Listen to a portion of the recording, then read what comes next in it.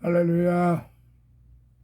지난 시간에 이어서 오늘도 마태복음 22장 22-4편으로 이제 46절까지 총평으로 마무리를 하도록 하겠습니다.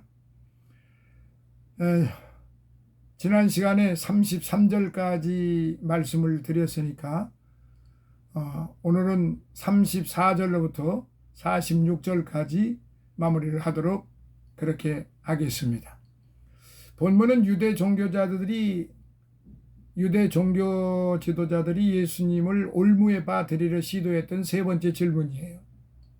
한편 당시 유대인들은 하라는 248개의 적극적 명령, 하지 말라는 365개의 소극적 명령 등 약 613항목의 유전들을 자신들의 삶의 지표로 삼고 있었습니다. 따라서 그들의 관심은 613개 율법 중 어느 것이 최고의 계명인가를 가늠하는 데 두었었습니다. 본문에 예수님께서는 구약을 근거하여 신명기 6장 5절, 레위기 19장 18절을 통하여 계명들의 요체 중에 요체라 할 수 있는 하나님의 사랑, 이웃사랑이라는 2대 계명을 그렇게 제시하셨습니다. 그래서 첫 번째 계명은 예수께서는 먼저 하나님을 사랑함이 첫 번째이고 가장 큰 계명이 또한 온 율법의 요지라고 말씀을 하셨어요. 사실 모든 율법은 바로 이 사랑이라는 한마디로 요약, 완성될 수 있습니다. 로마서 13장 10절. 진정 하나님께 대한 순종과 경외는 그분께 대한 사랑이 기초하지 않고서는 도무지 불가능한 것입니다. 더욱이 예수님께서는 이러한 하나님에 대한 사랑을 목숨을 다하고 뜻을 다하여 행하라고 말씀을 하셨어요. 이것은 그분을 최고로 사랑해야 한다는 뜻이에요. 그리고 의지와 감정과 지식을 다 동원하여 역동적이고 민감한 자세로 그분을 성실히 사랑해야 한다는 그런 뜻이죠. 그렇습니다. 하나님에 대한 우리의 사랑은 성실해야 합니다. 단지 말과 혀로만 사랑해서는 안 되지요. 요한 1서 3장 18절. 사실 우리가 아무리 열심히 하나님을 사랑한다 해도 우리에 대한 하나님의 사랑에 비하면 그것은 하나님 보시기에 너무도 보잘것없는 것입니다. 따라서 우리는 항상 부족하다는 생각을 가지고 혼신의 힘을 다해 하나님을 사랑해야 합니다. 자, 두 번째 계명. 또한 주님께서는 두 번째로 큰 계명을 우리 자신을 사랑하는 것만큼 이웃을 사랑하는 것이라고 말씀을 하셨어요. 사실 자아 사랑은 파멸을 가져올 뿐이며 가장 큰 죄악의 뿌리입니다. 때문에 이러한 이기적 자아 사랑은 제거되어야 하며 억제되어야만 하는 거지요. 하지만 또한 우리는 의무로서의 자아 사랑이 존재함을 알아야 합니다. 그것은 우리 자신의 영혼이 잘되기 위해 관심을 갖는 자아 사랑이기 때문에 그렇습니다. 그리고 여기에 있어서 우리는 우리 자신을 사랑하는 것과 같이 우리 이웃을 진실하게 그리고 성실하게 사랑해야만 합니다. 즉 소극적으로는 이웃에게 손해를 입히지 말아야 될 뿐 아니라 적극적으로는 이웃의 유익을 위해 온갖 노력과 희생을 다해야 합니다. 누가복음 10장 29절로부터 37절. 특히 우리 이웃의 영혼과 육체가 함께 잘되게 하기 위해서 많은 경우에 있어서는 우리 자신을 포기해야만 합니다. 그렇다면 지금 우리는 이러한 주님의 법을 얼마만큼이나 실천하고 있을까요? 이제 우리는 이 두 계명에 의하여 우리 마음과 삶의 형식을 정해야 하지 않겠습니까? 자, 제가 다시 한번 말씀드리면은 우리 주님께서는 크고 첫째 되는 계명, 하나님을 첫째는 하나님의 사랑, 하나님을 사랑하라는 것. 그리고 둘째 되는 계명은 네 이웃을 네 몸과 같이 사랑하라는 거예요. 우리가 대부분이 다 알고 계시지만은 1계명부터 4계명까지는 하나님을 향한 계명입니다. 그리고 5계명부터 10계명까지는 사람에 대한 계명입니다. 그러니까 하나님의 것은 절대적으로 하나님의 영광만을 위하여 해야 되는데 그게 바로 하나님의 사랑입니다. 그 하나님의 사랑 속에 네 가지가 나 외에 다른 신을 섬기지 말라, 내 앞에 우상을 만들지 말라, 안식일을 거룩하게 지키라, 그리고 내 이름을 망령되이 일컬지 말라. 그 말씀 아니에요? 그러니까 이건 전반적으로 봤을 때 하나님의 영광만을 위한 계명이라 이 말이에요. 그 4계명을 우리 예수님은 그냥 타는 한마디로 주 너희 하나님만을 사랑하라. 그게 다 하나님만을 사랑하는 거예요. 그 4가지가. 그리고 이제 나머지 5계명부터 10계명까지는 너희와 너희끼리 서로 사랑하라. 그러니까 사람과 사람에 대하여 지금 그렇게 확실하게 그 부모를 공경하라, 살인하지 말라, 도둑질하지 말라, 남의 이웃의 것을 탐하지 말라, 그리고 이 모든 것들, 이런 하나하나를 다 따지고 보면은 바로 하나님께서는 우리에게 철저하게 이 땅에서 어떻게 해야 할 것인가, 어떻게 살아가야 할 것인가를 아주 분명하게 그렇게 가르치셨던 것입니다. 자, 이제 그러면 41절로부터 46절에 대한 마무리 말씀을 좀 드려야 되겠네요. 이것은 바리새인들에 대한 예수님의 질문입니다. 바리새인들에 대한 예수님의 질문인데 본문을 다시 한번 좀 보시도록 하시겠습니다. 41절부터 바리새인들이 모였을 때 예수께서 그들에게 물으시되 너희는 그리스도에 대하여 어떻게 생각하느냐? 네 자손이냐? 대답하되 다윗의 자손이니이다. 가라사대 그러면 다윗이 성령에 감동하여 어찌 그리스도를 주라 칭하여 말하되 주께서 내 주께 이르시되 내가 네 원수를 네 발 아래 둘 때까지 내 우편에 앉았으라 하셨도다 하였느냐? 다윗이 그리스도를 주라 칭하였은즉 어찌 그의 자손이 되겠느냐 하시니 한 말도 능히 대답하는 자가 없고 그 날부터 감히 그에게 묻는 자도 없더라. 여기 본문에는 지금까지 유대 종교 지도자들로부터 올무에 빠뜨리기 위한 질문들을 받으셨던 15절로부터 40절, 예수께서 이제 오히려 당신이 그들에게 질문을 던지시는 장면이에요. 예수님께서는 이 질문을 통해 당신은 완전한 인성을 지닌 분이시자 또한 완전한 신성을 지니신 분임을 밝히셨어요. 즉 예수는 혈통상 다윗의 후손이신 동시에 본질상 다윗의 주시요 참 메시아라는 사실입니다. 이것을 확실하게 증거하신 것이 말씀을 하신 거예요.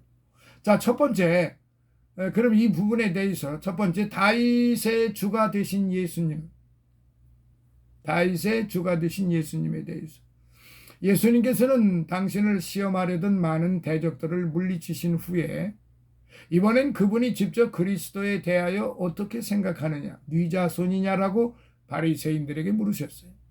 그리고 이 질문에 대해 바리새인들은 다윗의 자손이라 대답을 하였어요.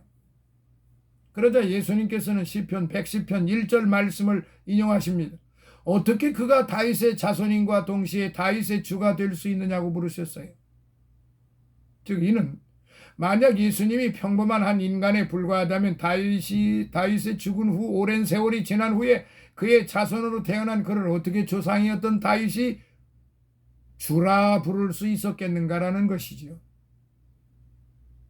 두 번째, 예수를 주로 믿지 못한 바리새인들, 예수 그리스도를 주님으로 주로 믿지 못한 바리새인들. 그러나 이 바리새인들은 이에 대한 답변을 할 수가 없었어요. 왜냐하면은 그들은 예수 그리스도를 단지 한 인간으로서 생각했을 뿐 그분을 메시아로 인정하지도 않았기 때문에 그렇습니다. 심지어 그들이 기대하던 메시아는 하늘의 권세를 가지고 오는 하나님의 아들로서가 아닌 정치적 해방자로서였기 때문입니다. 이 생각이 달랐던 거지요. 즉 그들은 모든 이들의 주가 되시는 예수 그리스도를 이해하지 못했던 거예요. 따라서 그리스도가 하나님의 아들이라, 그리고 다윗이 주라 부른 자가 하나님 아버지와 동등하다고 시인하는 자 외에는 어느 누구도 이런 어려운 질문을 해결할 수 없는 것이죠. 그러므로 오늘 우리는 다음의 사실을 분명히 기억을 해야 합니다. 즉 하나님께서 당신의 아들 예수 그리스도를 인간의 모습으로 태어나게 하셨습니다. 그래서 그분으로 하여금 인간의 눈에 보이는 하나님이 되게 하셨어요. 이런 의미에서 그리스도는 인자이며 다윗의 자손일 뿐만 아니라 만왕의 왕이시여 우리 모두의 주가 되시는 것입니다. 결국 본문에서 주님이 던지신 질문은 우리에게는 반드시 필요한, 그리고 심각한 질문이 됩니다. 진정 우리는 그리스도에 대하여 어떻게 생각하고 있는가? 과연 그리스도의 모든 것이 우리들의 눈과 마음에 영광스럽고 진귀한가? 진실로 우리는 그리스도가 우리의 즐거움, 우리의 확신, 나아가 우리의 모든 것이 되도록 하여야 할 것입니다. 그리하여 우리는 날마다 그리스도를 닮아가도록, 그리고 더욱더 그의 사역에 동참하도록 하여야 할 것입니다. 자, 이런 부분을 우리가 생각을 해볼 때 오늘날 우리가 살고 있는 현 21세기의 종교 지도자들이라고 하는 사람들, 자칭, 어떻게 보면 좀 더 심하게 얘기하면 자칭 예수들이 그냥 들끓고 있어요. 하나님의 말씀은 자신들이 기득권을 유지하기 위해서 사용하는, 인용하는 하나의 무기일 뿐입니다. 그러니까 그 하나님의 말씀을 믿지를 않고 그냥 인용하는 것뿐이에요. 이런 경우가 지금 우리 주변에 산재되어 있다는 사실입니다. 그래서 우리는 매우 조심을 해야 됩니다. 날이 가면 갈수록, 시대가 흐르면 흐를수록 점점 이단 사설들이 무궁무진하게 지금 전개되고 있다 이 말이에요. 근데 그들에게 넘어가는 사람들이 너무 많아요. 남녀노소 할 것 없이 이런 이단적 사설에, 이단적 그런 그 사이비 목회자로부터 시작을 해서 전도자들에게 무수한 사람들이 지금 그들의 영혼이, 육신이 농락당하고 있다는 사실입니다. 이런 거를 우리가 알아야 돼요.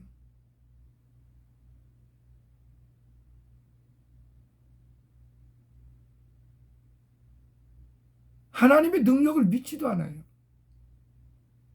그건 입으로만 말할 뿐이에요. 머리로만 말할 뿐이에요. 그리고 자기 주변의 기득권을 유지하기 위해서 단 1점도 믿지도 않으면서 믿는 척한다 이 말이에요. 이런 위선자들이 얼마나 우글우글거리는지 몰라요. 제 주변에도 그런 사람들 많아요. 성경을 보는 관점이 달라요. 성경을 성경대로 봐야 되는데 성경을 자신의 어떤 학문적인 배경을, 자신이 가지고 있는 어떤 특성적인 어떤 지식과 지혜, 뭐 좋게 얘기해서요, 그런 거를 이렇게 배경으로 깔아요. 그래서 뭐 고전을, 무슨 다른 중국의 무슨 역사를, 그리고 그 한문 풀이를 하면서 엉뚱한 소리들을, 성경과는 전혀 다른 소리들을 하고 있다 이 말이에요. 그리고 소위 하나님께로 부름받아서 적어도 목사, 장로, 집사 정도 이렇게 부름을 받은 사람, 특히 목사, 장로, 이분들은요,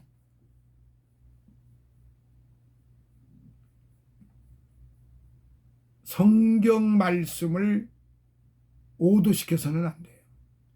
성경 말씀을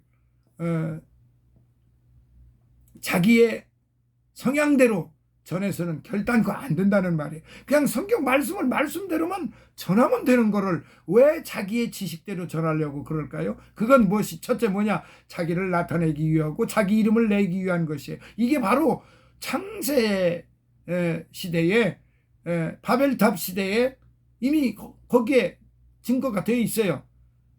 그들이 하나님과 같이 되기 위해서 자신들의 이름을 드러낸다고 그래요. 자신들의 이름을 드러내자 해가지고 바벨탑을 세웠잖아요. 하나님은 그걸 여지없이 무너뜨리시고 후에 어떤 일이 구움을 다 산산조각을 내버리셨다는 거죠. 말하는 걸 다 틀리게 만들어 놓으신 거예요. 사랑하시는 성도 여러분, 성경 말씀은 1.1핵도 다른 말이 없습니다.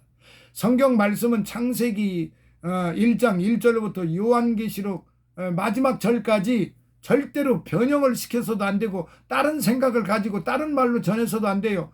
바울 사도가 뭐라고 그랬습니까? 너희가 다른 복음을 전하면 저주를 받을 것이다. 갈라디아서 1장 6절로부터 쭉 보세요. 뭐라고 되어 있는지. 너희가 다른 복음을, 그러니까 다른 복음이라는 말이 뭐냐면 지 생각으로 전하는 게 다른 복음이에요. 탐욕으로 전하는 게 다른 복음이에요. 지적으로 지식으로 전하는 게 그게 세상 지식으로 전하는 게 그게 다른 복음이에요. 왜 성경을 철학으로 전하려고 그러고 왜 성경을 한문으로 전하려고 그러고 왜 성경을 자신들이 가지고 온 전통과 유전을 가지고 전하려고 그럽니까? 자신들의 경험, 체험 이런 걸 가지고 그게 성경이라고 말하는 그런 것을 그렇게 해야 된다 이렇게 가르치고 있다 이 말이에요. 이게 말이 안 되잖아요. 성경은 성경대로. 자, 제가 다시 한번 말씀드리고 마무리를 할게요. 성경이 침묵하면 나도 침묵해야 됩니다. 성경이 말하면 나도 말해야 됩니다. 창세기 1장 1절부터 요한계시록 마지막 절까지 성경은 끊임없이 오늘날까지 지금 이 시간에도 말씀하고 계십니다. 왜냐? 성경은 살아있는 말씀이고 생명의 말씀이고 하늘에서 내려온 생명의 떡이 말씀이기 때문에 예수 그리스도 그 자체이기 때문에 그렇습니다. 그런데 이 성경을 왜 자기 멋대로 왜 살아있는 말씀을 갖다가 자기 멋대로 자기 주장대로 전하려고 그럽니까? 성경은 철학책이 아니에요. 성경은 과학책이 아니에요. 그러면서도 모든 걸 망라하고 있다 이 말이에요. 그러니까 과학을 공부를 하려면 과학 공부를 하는 거고 철학을 공부하려면 철학을 공부하면 되는 거지. 철학을 공부해가지고 성경을 보려고 천만의 말씀이에요. 성경은 오직 사랑 그리고 믿음이에요. 아무리 좋은 지식 아무리 미사여구를 다 동원한다 할지라도 믿음이 없이는 다 무용지물이에요. 아무것도 아니에요. 고린도전서 13장 잘 아시잖아요. 고린도전서 13장. 할렐루야. 이제 각 절을 1절로부터 46절까지 말씀을 살펴보았습니다. 다음 이제 22편 그 5편 6편에서는 앞에 부분과 앞에서와 같이 이 지금 22장에서 우리에게 주시는 그 교훈을 좀 더 구체적으로 살펴서 여러분들에게 전해드리고 22장을 마무리하도록 그렇게 하겠습니다. 할렐루야. 감사합니다. 아무쪼록 건강하시고 이제 새봄이 돌아왔으니까 파릇파릇 솟아나는 이 그 새봄의 소식을 그리고 봄의 그 교양학을 마음껏 흠취하시는 여러분들이 되시기를 예수님 이름으로 축원합니다. 할렐루야. 감사합니다.